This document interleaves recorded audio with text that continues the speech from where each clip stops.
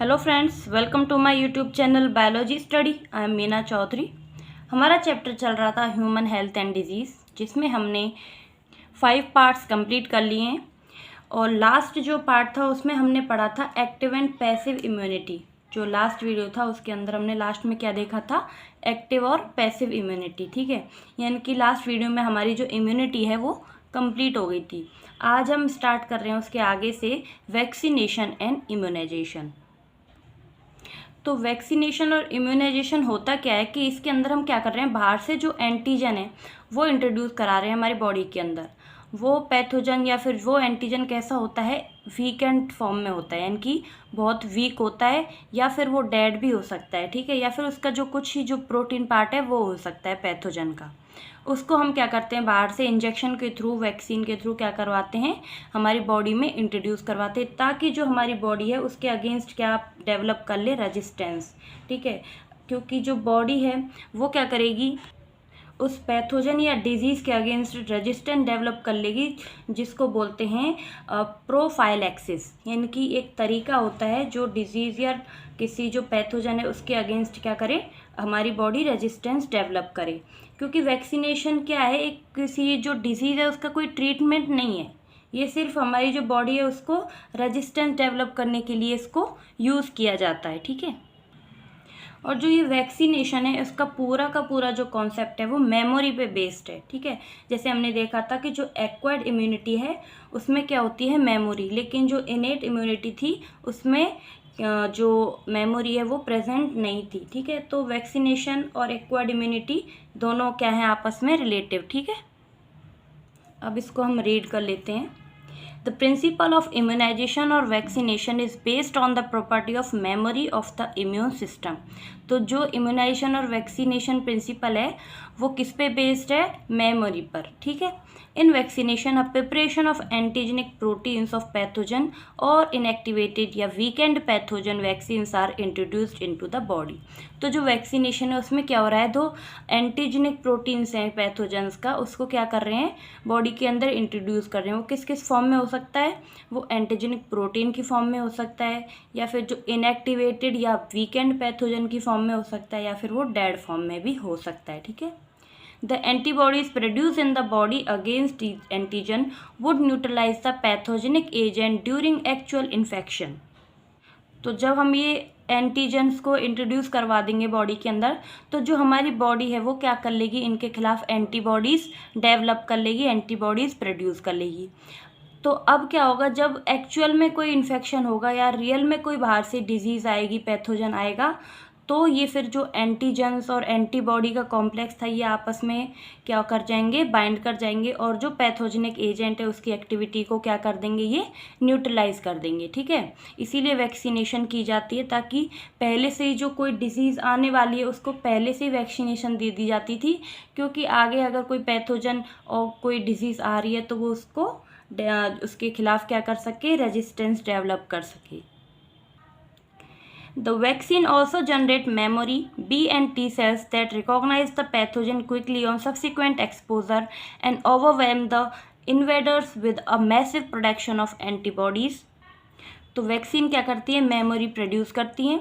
अब जो ये वैक्सीन है, ये जो हमारी बी सेल और टी सेल्स हैं उनके अंदर क्या होती हैं, ये रिकॉग्नाइज कर लेती हैं जो पैथोजन बाहर से आया है उसको। ठीक है, और फिर उसके खिलाफ क्या बना लेंगी, एंटीबॉडीज़। क्योंकि जो बी लिम्फोसाइट और टी लिम्फोसाइट सेल्स हमने पढ़ी थी वो क्या कर रही थी, एंटीबॉडीज़ बनाती हैं बी सेल्स, और टी सेल क्या कर रही हैं, जो बी सेल्स हैं उनको क्या कर रही हैं, आगे जो मतलब एंटीबॉडीज़ है बनाने के लिए क्या कर रही हैं, उसको स्टिमुलेट कर रही हैं। If a person is infected with some deadly microbes to which quick immune response is required as a tetanus, we need to directly inject the preformed antibodies or antitoxin, a preparation containing antibodies to the toxins। अब कुछ जो disease ऐसी हैं जिनमें हमने क्या है, जो क्विक इम्यून रिस्पॉन्स है वो चाहिए होता है, इसीलिए जैसे कि टेटनस हो गया या फिर स्नेक बाइट होगी, उस समय हम क्या करते हैं, डायरेक्टली जो एंटीबॉडीज़ हैं वो बाहर से क्या करेंगे, उनमें इंट्रोड्यूस कर देंगे।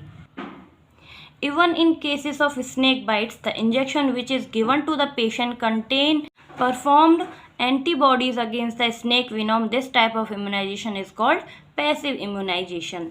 तो अब जो वैक्सीनेशन है इसमें क्या होता है, वैक्सीनेशन में जो एक्वायर्ड इम्यूनिटी है उसमें क्या होती है, मेमोरी होती है, ठीक है। और एक्वायर्ड इम्यूनिटी के अंदर भी जो एक्टिव एक्वायर्ड है ना, उसके अंदर क्या होती है, मेमोरी।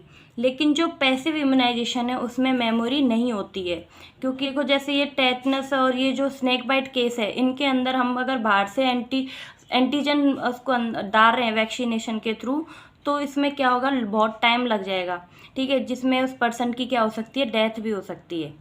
इसीलिए इन केसेस में क्या करते हैं, बाहर से डायरेक्टली जो बनी बनाई प्री फॉर्म्ड जो एंटीबॉडीज़ हैं वो इंजेक्ट की जाती हैं पेशेंट के अंदर इंजेक्शंस के थ्रू, ठीक है।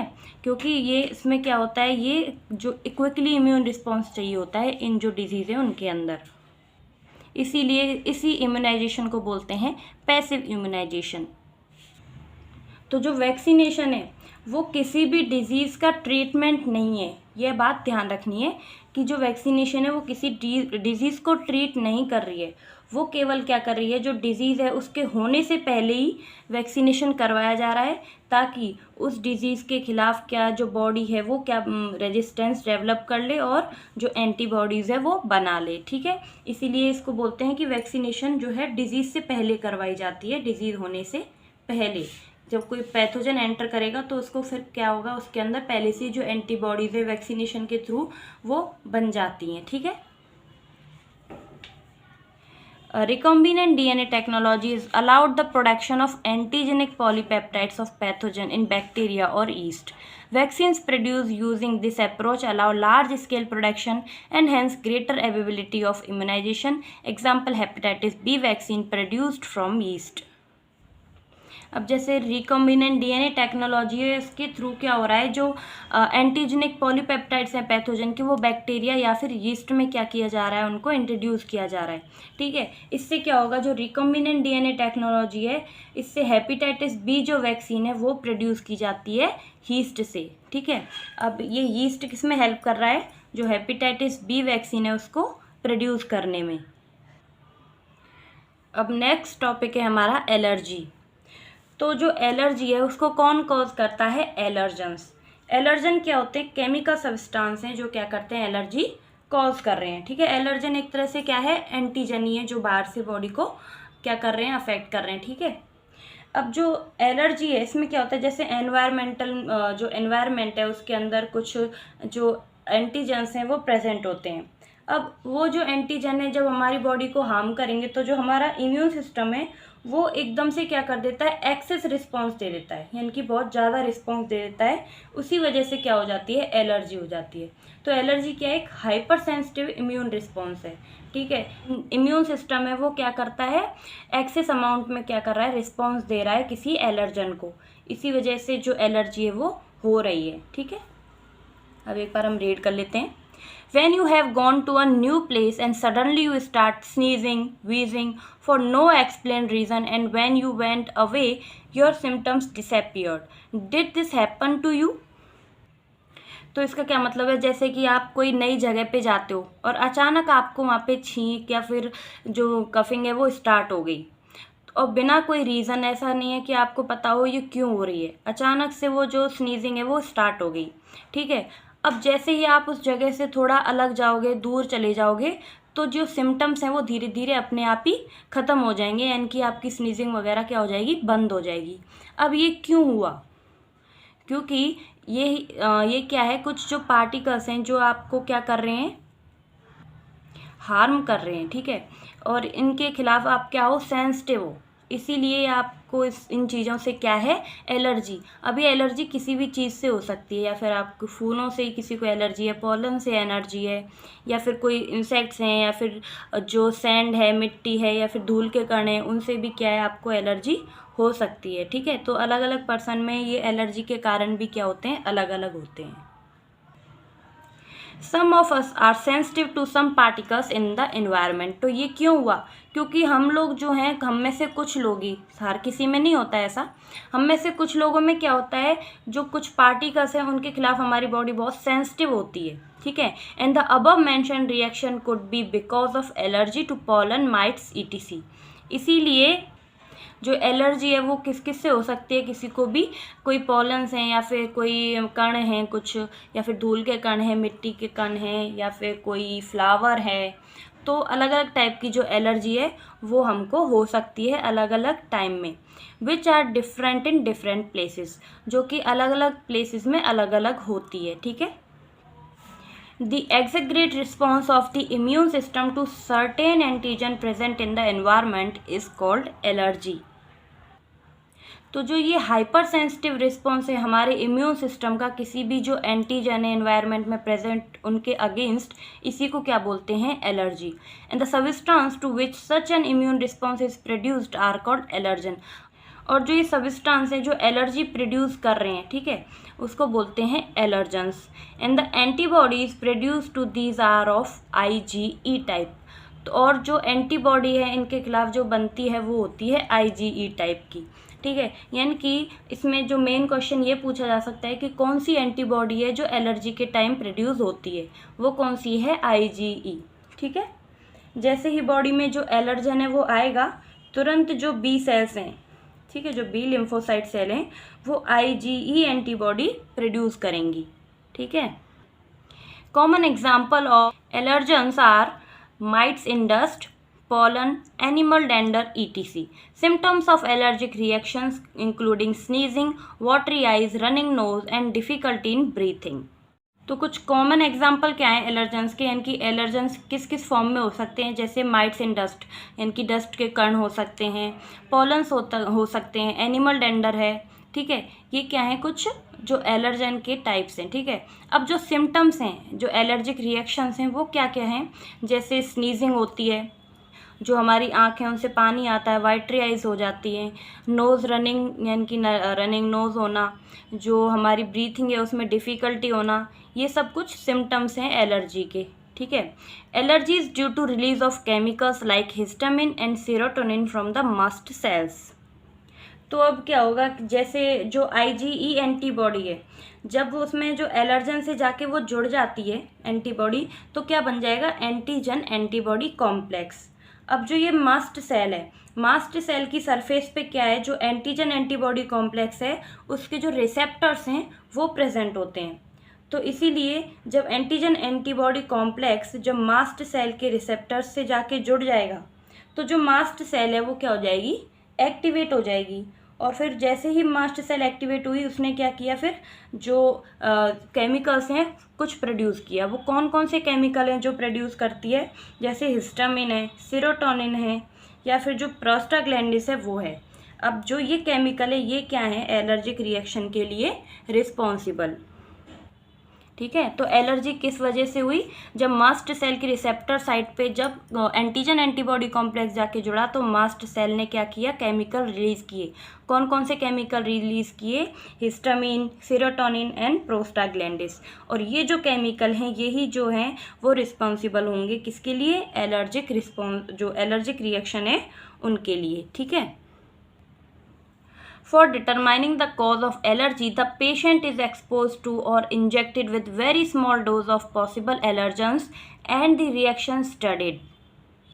तो जो एलर्जी है उसका कारण जानने के लिए क्या किया गया, जो पेशेंट है उसको एक्सपोज किया गया है, फिर उसको इंजेक्शन दिया गया, किसका, स्मॉल डोज ऑफ जो एलर्जेंस हैं वो दिए गए उसको, जिससे जो पेशेंट है उसकी जो रिएक्शन है उसको क्या किया गया, स्टडी किया गया। The use of drugs like antihistamine, adrenaline and steroids quickly reduce the symptoms of allergy. वैसे तो जो एलर्जी है उसका कोई उपचार नहीं है, यानी कि वो लाइफ टाइम बिल्कुल ट्रीट मतलब कम्प्लीटली वो इरेडिकेट नहीं हो सकती है। ठीक है। लेकिन कुछ ड्रग्स दे के उसको क्या किया जाता है, सप्रेस कर दिया जाता है। ठीक है। लेकिन जो एलर्जी है इसका रियल में कोई ट्रीटमेंट नहीं है, लेकिन कुछ जो ड्रग्स हैं वो दे के उसको क्या किया जाएगा, दबा दिया जाता है बस। ठीक है। जैसे कौन कौन सी ड्रग्स हैं, वो एंटी हिस्टामिन है, ठीक है, एड्रेनलिन है, या फिर कुछ स्टीरॉइड्स हैं, उनको दे के क्या करते हैं, जो इसके सिम्टम्स हैं उनको रिड्यूस कर दिया जाता है, कम कर दिया जाता है। Somehow, modern day, the lifestyle has resulted in lowering of immunity and more sensitivity to allergens. More and more children in metro cities of India suffer from allergies and asthma due to sensitivity of environment. This could be because of the protected environment provided early in life. तो आजकल की जो modern day life style है वो क्या कर रही है, उसमें जो इम्यूनिटी हमारी दिन पर दिन कैसी होती जा रही है, लो होती जा रही है। ठीक है, तो जैसे ही हमारी इम्यूनिटी कम हो रही है तो जो हमारी स्किन है, जो हमारी बॉडी है, वो सेंसिटिव हो रही है एलर्जेंस के अगेंस्ट। तो हमारा खान पान है, जो हमारी लाइफ स्टाइल है, वो क्या कर रही है, वो हमारी इम्यूनिटी को वीक कर रही है, जिसकी वजह से जो हमारी बॉडी है वो सेंसिटिव होती जा रही है एलर्जेंस के अगेंस्ट में। और फिर जो हमारे इंडिया में ज़्यादातर लोग हैं वो सफ़र कर रहे हैं जो एलर्जी है या फिर जो एस्थमा डिजीज़ है उनसे। ठीक है, जो कि हमारे इन्वायरमेंट में प्रेजेंट होती हैं। तो ये क्यों हो रहा है, जो हम प्रोटेक्टेड इन्वायरमेंट प्रोवाइड कर रहे हैं ना बच्चों को, इसकी वजह से। ठीक है, क्योंकि उसमें जो इम्यून सिस्टम है वो वीक होता जा रहा है, क्योंकि वो अपनी जो डेली लाइफ की एक्टिविटीज़ हैं उनमें अपना जो पूरा योगदान है वो नहीं दे पा रहा है। ठीक है, उसमें हर किसी की उसको हेल्प चाहिए होती है। जो फिज़िकल एक्टिविटीज़ हैं वो आजकल नहीं रही हैं। हर कोई जो घरेलू हो गया है, सिर्फ मोबाइल, आउटडोर गेम्स वगैरह नहीं खेले जा रहे। आजकल इंडोर गेम्स में ही बच्चे क्या है खेलते हैं, तो जिसकी वजह से जो इम्यूनिटी है वो हमारी कम होती जा रही है। ठीक है, और इसमें हम लोग देख भी लेते हैं कि जो एलर्जी हैं वो किस किस टाइप्स की हो सकती हैं। जैसे कि है फीवर है जो कि पॉलन से होता है, फिर एज़मा है जो लो रेस्पिरेटरी ट्रैक्ट डिजीज़ है। ठीक है, ये कुछ जो टाइप्स हैं वो हैं एलर्जी की। ठीक है, जो एलर्जन कॉज करते हैं और हमारा इम्यून रिस्पॉन्स को क्या कर पाता है, उसको फेस नहीं कर पाता। ठीक है, तो होप कि आपको वीडियो अच्छी लगी हो। अगर आगे जो ऑटो इम्यूनिटी है और इसके आगे के जो टॉपिक्स हैं वो हम नेक्स्ट वीडियो में करेंगे। आज के लिए हम इतना ही करते हैं। अगर आपको वीडियो अच्छी लगी हो तो प्लीज़ चैनल को लाइक, शेयर एंड सब्सक्राइब करें, और कोई भी डाउट हो तो मुझे कमेंट बॉक्स में ज़रूर बताएं। मिलते हैं नेक्स्ट वीडियो में, तब तक के लिए bye bye, take care, thank you.